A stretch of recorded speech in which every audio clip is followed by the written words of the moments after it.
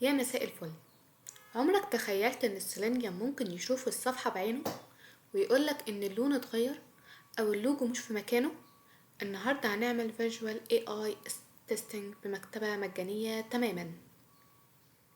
لو الاي دي بتاع العنصر ثابت بس لونه اتغير او اختفى من الصفحة، السيلينيوم العادي مش هيحس بمشكلة.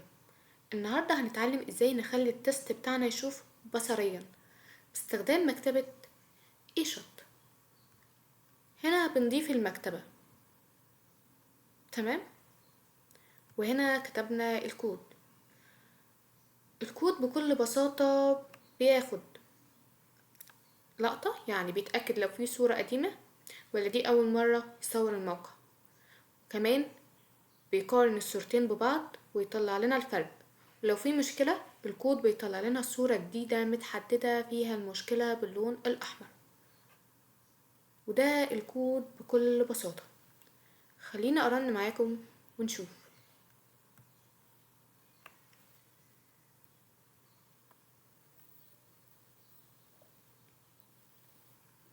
تمام، قال مفيش أي تغيير، اليو اي سليم تماما. طب لو انا غيرت، تعالوا هنا معانا في الكود، هغير في البطن.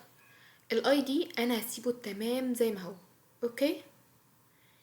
اجي هنا واغير لونه، مثلا اي حاجة،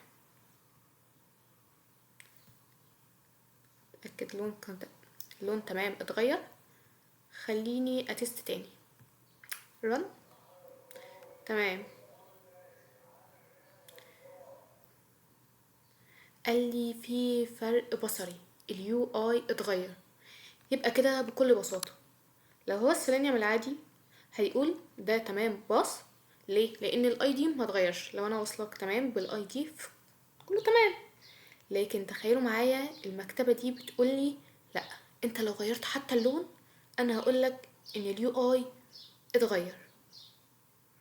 الطريقة دي بتوفر علينا مئات السطور من الاسيرت، ان انا اقعد اكتب اسيرت، وبتحمي كمان اليو اي بتاعنا. لو عايزين الكود وصفحة ال HTML اللي انا جربت عليها هوفرها لكم في الكومنتات. خليني كمان اوريكم الصور بتتحفظ هنا، تمام. وهنا قال لي الصورة different، جابها لي باللون الاحمر، وده اللي اتكلمنا عليه. بيقول لي هنا حصل تغيير، ركز. وبس كده، سلام.